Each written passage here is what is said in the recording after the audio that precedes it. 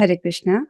हम श्रीमद् भगवत गीता के अध्याय 6 ध्यान योग इसके 11वें और 12वें श्लोक को आज पढ़ रहे हैं। श्लोक की कुछ आवृत्ति करेंगे। दोनों श्लोकों को हम साथ में लेंगे।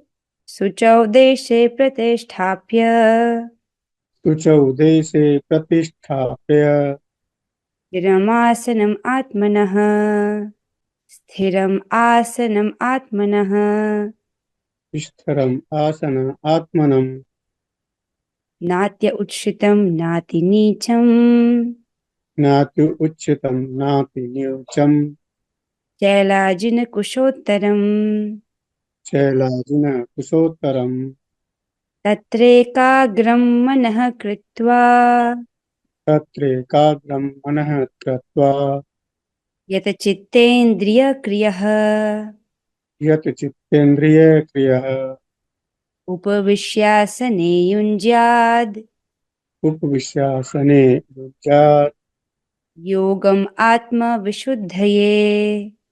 योगम् आत्मविशुद्धये। बहुत सुंदर प्रभु जी। ये इस लाइन से यो जो है ये इसके नेक्स्ट वाली लाइन के साथ लेना है। बहुत सुंदर। आप क्या गाइए? स्वरूप माता जी आप गाइए। शुचौ देशे प्रतिष्ठाप्य शुचौ देशे प्रतिष्ठाप्य स्थिरम् आसनम् आत्मनः स्थिरम् आसनमात्मनः नात्य उच्छ्रितं नाति नीचम् नात्युच्छ्रितं नातिनीचं शैलाजिनकुशोत्तरम् शैलाजिनकुशोत्तरम् तत्रैकाग्रं मनः कृत्वा तत्रैकाग्रं मनः कृत्वा यतचित्तेन्द्रियक्रियः यत् चित्तेन्द्रियक्रियः उपविश्यासने युञ्ज्याद् उपविश्यासने युञ्ज्यात् योगम् आत्मविशुद्धये। योगम् आत्मविशुद्धये। बहुत सुंदर माता जी। श्लोक संख्या 11 और 12। इस श्लोक से आगे भगवान अष्टांग योग की विधि का वर्णन करते हैं कि किस प्रकार से अष्टांग योग में योग का अभ्यास किया जाता है।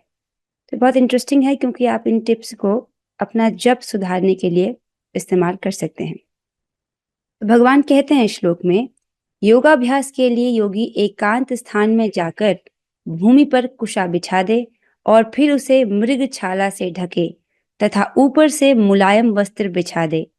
आसन न तो बहुत ऊंचा हो न बहुत नीचा, यह पवित्र स्थान में स्थित हो। योगी को चाहिए कि इस पर दृढ़ता पूर्वक बैठ जाए और मन, इंद्रियों तथा कर्मों को वश में करते हुए तथा मन को एक बिंदु पर स्थित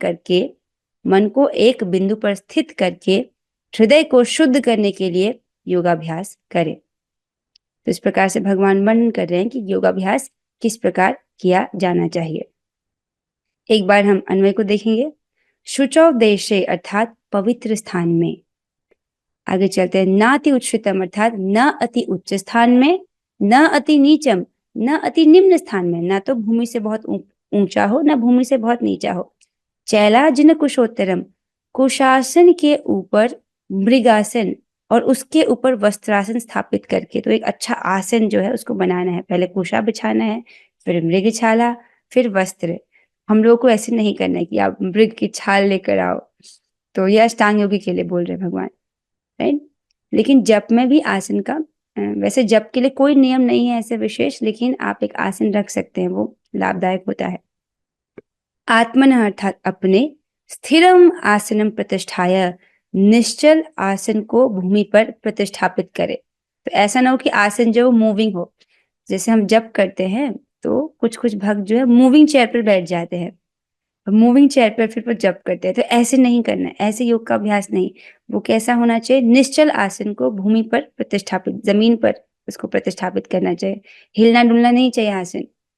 तत्र आसने, उस आसन पर, उपविश्य बैठकर, तो जब भी योगाभ्यास किया जाता है बैठकर, मन एकाग्रम कृत्वा, मन को एकाग्र कर, यथा चित्त इंद्रिय क्रिया, चित्त इंद्रिय और उनके कार्यों को संयत कर। तो सबसे पहले आसन जो है उसको सिद्ध करना है, राइट। आसन, एक अच्छा आसन राइट, उसको स्थिर आसन।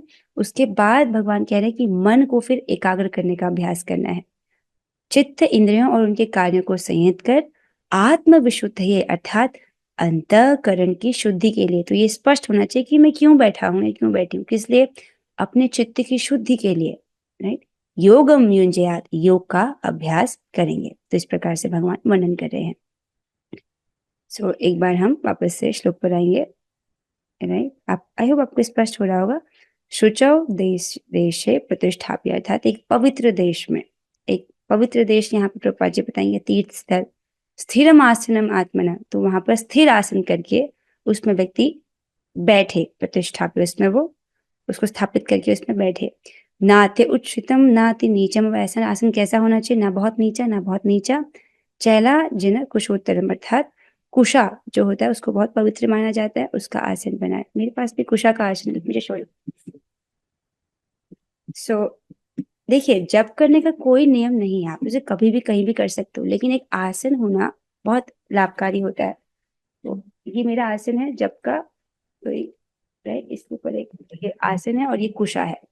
तो टू बी ऑनेस्ट, मैंने जब शुरुआत किया था तब कोई आसन की आवश्यकता नहीं थी, लेकिन रिसेंटली कुछ ही समय पहले से जब मैं वृंदावन आई तब मैंने यहाँ भक्तों को देखा, वो लोग कुशा के आसन पर जप करते हैं, तो मुझे लगा कि मुझे भी लेना चाहिए, राइट। सो आप जब वृंदावन आए तो अपने लिए कुशा का आसन ले सकते हैं, वरना आप जहां भी जप कर रहे हैं, जैसे भी जप कर रहे हैं, एक फिक्स आसन बना लें और रोज उसी पर ही जप करें। ठीक है, ये नहीं कि आज इस दरी पे बैठे हैं अगले दिन उस दरी पे बैठे हैं ना, एक चीज फिक्स कर लें।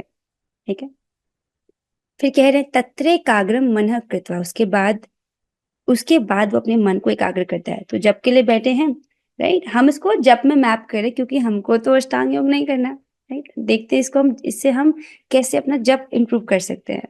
भगवान योगाभ्यास करने की विधि बता रहे हैं। उसके बाद जो है मन को फोकस करने का वो प्रयास करता है। यत चित्तेंद्रिय क्रिया, अपने चित्त को, अपनी इंद्रियों को, अपने शरीर के द्वारा क्रियाओं को वश में करता है, राइट।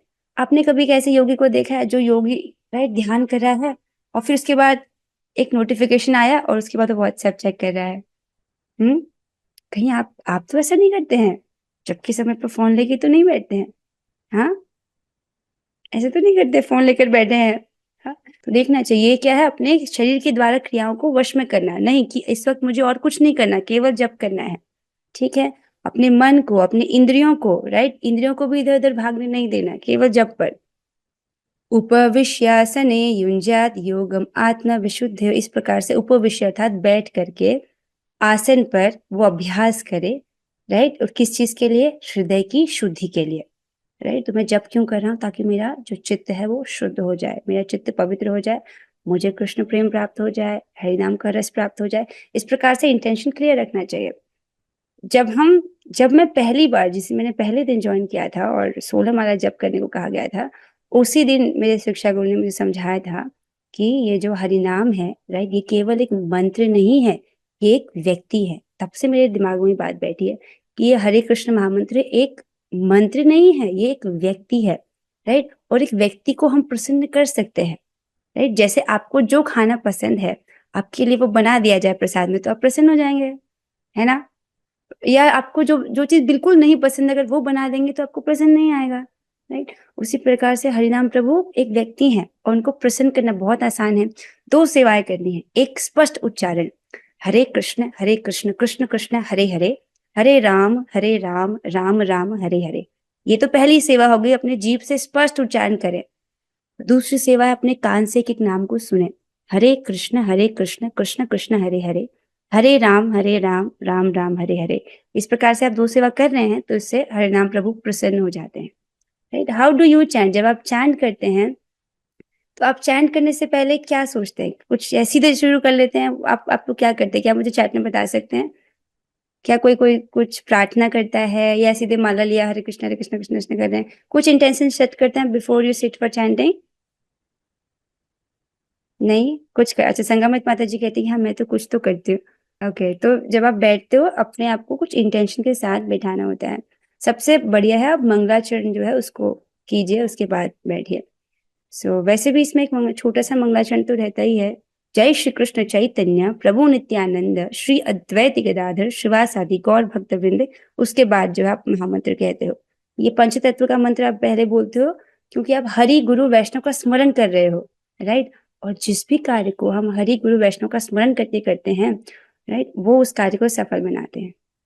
सो ऐसा आप कर सकते हो। मैं तो मंगलाचरण करती हूँ, उसके बाद प्रार्थना करती हूँ कि आप मेरे से करवा लीजिएगा आज का जो मेरा तपस्या है। इट हेल्प्स, वो लोग कृपा करते हैं। आइए अब हम तात्पर्य की ओर बढ़ेंगे। अनुवाद और तात्पर्य कृष्ण कृपा मूर्ति श्री श्रीमद एसी भक्ति वेदांत स्वामी प्रभुपाद द्वारा। प्रभुपाद जी यहाँ पर पहले स्पष्ट कर रहे हैं कि ये पवित्र स्थान शुचौदेश का क्या अर्थ है। तो वे बता रहे हैं, पवित्र स्थान तीर्थ स्थान का सूचक है। भारत में योगी तथा भक्त अपना घर त्याग कर प्रयाग, मथुरा, वृंदावन, ऋषिकेश तथा हरिद्वार जैसे पवित्र स्थानों में वास करते हैं और एकांत स्थान में योगाभ्यास करते हैं जहां यमुना तथा गंगा जैसी नदियां प्रवाहित होती हैं। स्पष्ट है ये। एकांत स्थान में, वहां भी ऐसा नहीं कि बहुत सारे लोगों के साथ योग कर रहा है। इसको हमने पिछले श्लोकों में भी पढ़ा था कि ऐसा जो योगी है उसको एकांत स्थान में जाना है और वहां भी अकेले, किसी और के साथ नहीं करना है योगाभ्यास। किंतु प्रायः ऐसा करना सबों के लिए, विशेषतया पाश्चात्यों के लिए संभव नहीं है। इस प्रकार से एकांत स्थान में जाना, पवित्र स्थान में जाना और वहां जाकर के योगाभ्यास करना सबके लिए संभव नहीं है, स्पेशली जो लोग बाहर के देशों में रहते हैं। बड़े बड़े शहरों की तथाकथित योग समितियां भले ही धन कमा लें, किंतु वे योग के वास्तविक अभ्यास के लिए सर्वथा अनुपयुक्त होती हैं। तो बड़े बड़े शहरों में योगा सेंटर्स होते हैं, योग राइट कराते हैं वे, लेकिन वो जो योग करा रहे हैं और जिस योग का भगवान वर्णन कर रहे हैं, उनमें जमीन आसमान का अंतर है। इस जगत में, इस भौतिक जगत में लोग योग क्यों करते हैं? ताकि उनको एक स्वस्थ शरीर मिले। और स्वस्थ शरीर क्यों चाहते हैं वे? ताकि वो जो उनके नॉर्मल कार्य उनको अच्छे से कर सके। जब तक व्यक्ति धर्म का अनुशीलन नहीं करता तब तक उसके नॉर्मल कार्य क्या होते हैं? वही जो एक पशु के कार्य होते हैं। कौन से कार्य? आहार, निद्रा, भय, मैथुन। तो वो इसीलिए चाहता है कि उसका शरीर अच्छा हो ताकि वो इन कार्यों को बहुत अच्छे से कर सके, जो कि एक पार्श्विक प्रवृत्ति है, राइट। एक पशु भी इसी प्रकार रहता है। जब व्यक्ति धर्म का अनुशीलन करता है तब उसको समझ आता है कि मुझे स्वस्थ क्यों रहना चाहिए, राइट, ताकि मैं ये जो दिव्य तपस्या इसको कर सकूं, राइट, ताकि हम जप कर सके, भक्ति कर सके। तो इसमें जो है कृष्ण भावनामृत में तो अपने स्वास्थ्य का ध्यान रखना भी भक्ति का ही अंग हो जाता है। जब तक हम भाव स्तर पर नहीं है तब तक शरीर का विशेष रूप से ध्यान रखना है, ठीक है। आगे चलते हैं। यहाँ पर 2 चित्र रखे गए हैं। आज थोड़ा सा इंटरनेट स्लो है, इसलिए लोड नहीं हो पा रहे हैं, इसलिए भी 1 सेकेंड। ठीक है, मुझे लगता है कि ऐसे शुरू कर लेते हैं। यहाँ पर बताया जा रहा है मन पर स्थान का प्रभाव। आप जिस स्थान पर रहते हैं उससे आपके मन पर प्रभाव पड़ता है, ठीक है। इमेजिन कीजिए अपने आप को ट्रैफिक में फंसे हुए, बहुत सारी गाड़ियां जा रही हैं, हॉर्न बज रहे हैं, पोल्यूशन है, वहां पर आपके मन को कैसा लगता है, राइट। जो लोग पर सड़क पर लोग चिल्ला रहे हैं, कैसा लगता है, राइट। बिल्कुल अच्छा नहीं लगता। या शॉपिंग प्लेस पर जब आप पहुंच जाते हैं, राइट, जहाँ पर शॉपिंग करना है, बहुत सारी चीजें हैं आपके मन को डिस्ट्रैक्ट करने के लिए, बहुत सारे लोग हैं वहां पर, तो आपका मन कैसा होता है। अब दूसरी तरह स्विच कीजिए। अगर आप एक जंगल में चल रहे हैं, सुबह का समय है, अच्छी धूप आई है और चिड़िया चहचहा रही है, तो आपको कैसा लगता है, राइट। तो इन दोनों में हमने स्थान को बदल के देखा तो उसका मन पर एक अलग प्रभाव पड़ रहा है, राइट, इजंट इट। तो इसका मतलब हम जिस स्थान पर रहते हैं हमारे मन पर उसका प्रभाव पड़ता है, राइट। तो यहाँ पर बोला गया है कि जो योगी है वो तीर्थ स्थान पर जाता है, जैसे कि प्रयाग, मथुरा, वृंदावन। वृंदावन तो सभी, मथुरा, वृंदावन जो है ये सभी तीर्थों में श्रेष्ठ है, राइट, क्योंकि यहाँ पर भगवान ने अपने पद चिन्हों को अंकित किया है, राइट।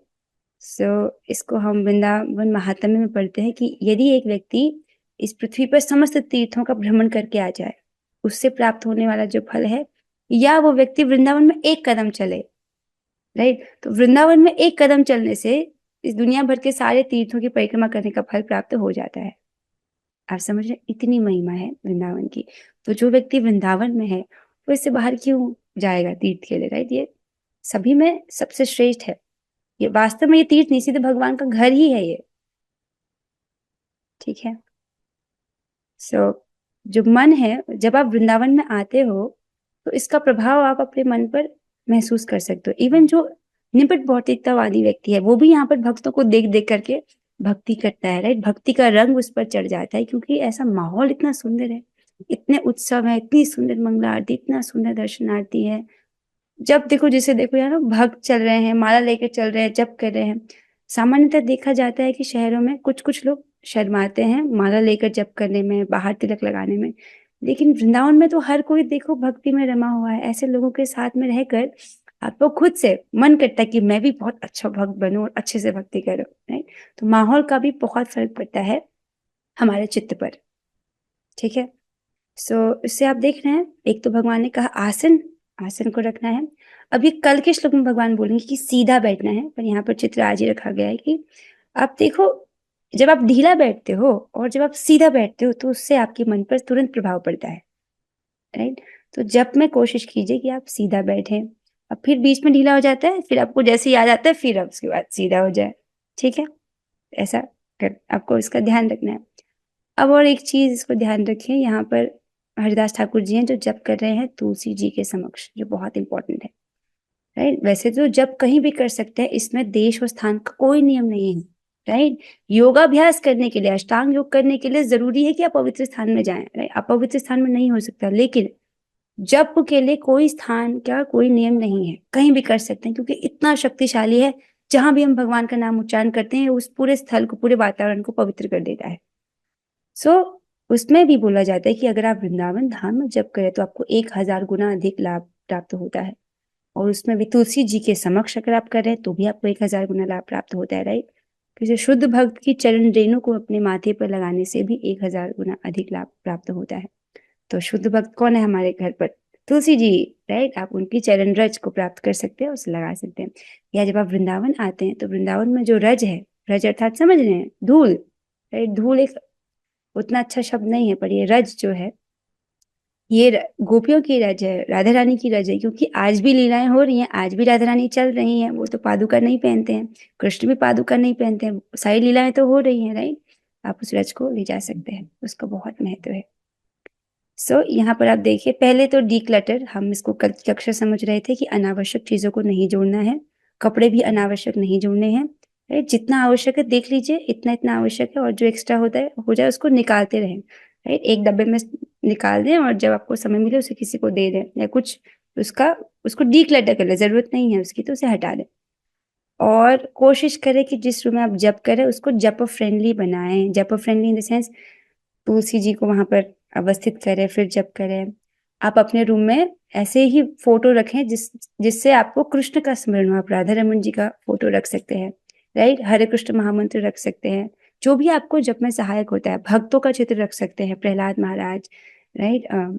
षट गोस्वामी का रख सकते हैं। तो इस प्रकार से जो चीज आपको जप में सहायता करे उसको रखें, ठीक है।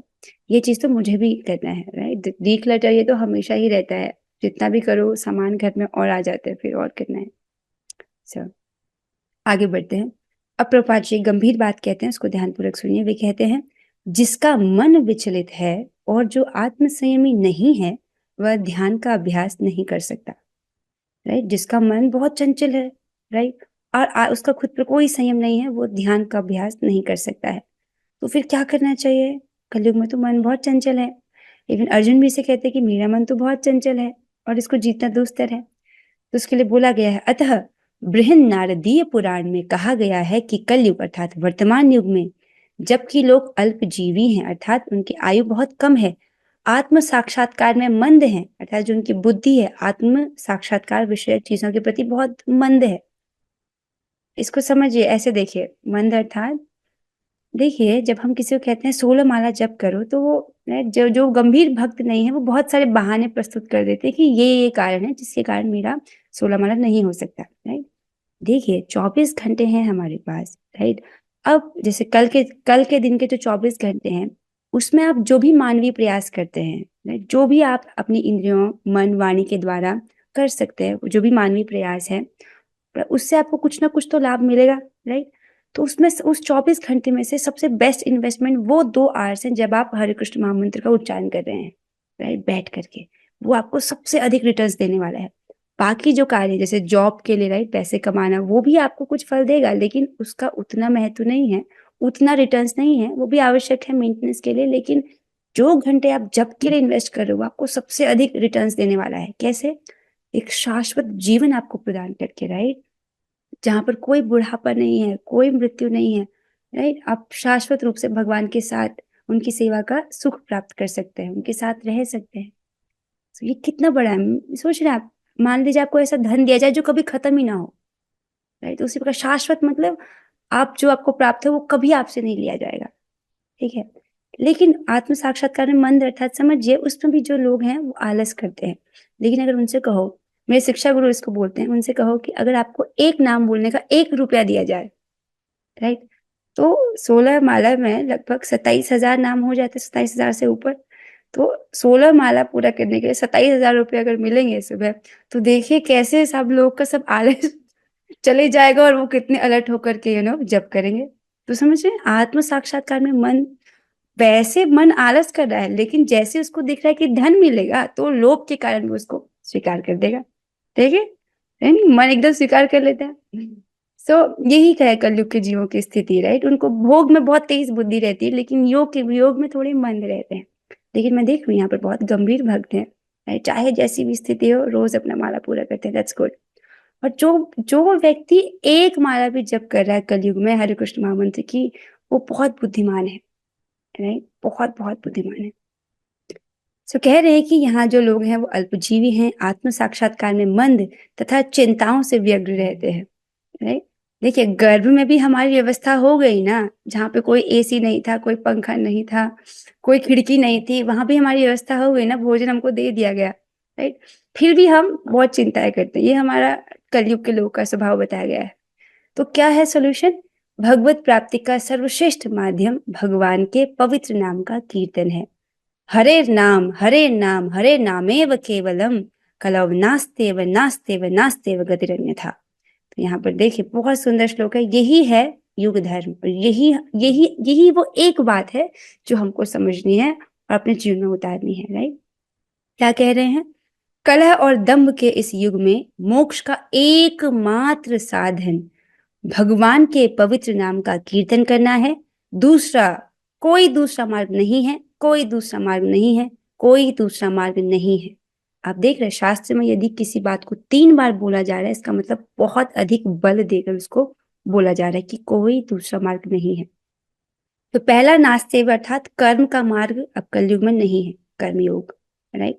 नास्तेव, दूसरा नास्तेव अर्थात ज्ञान का मार्ग, जो सांख्य योग का मार्ग है, वो भी कलयुग के लिए नहीं है।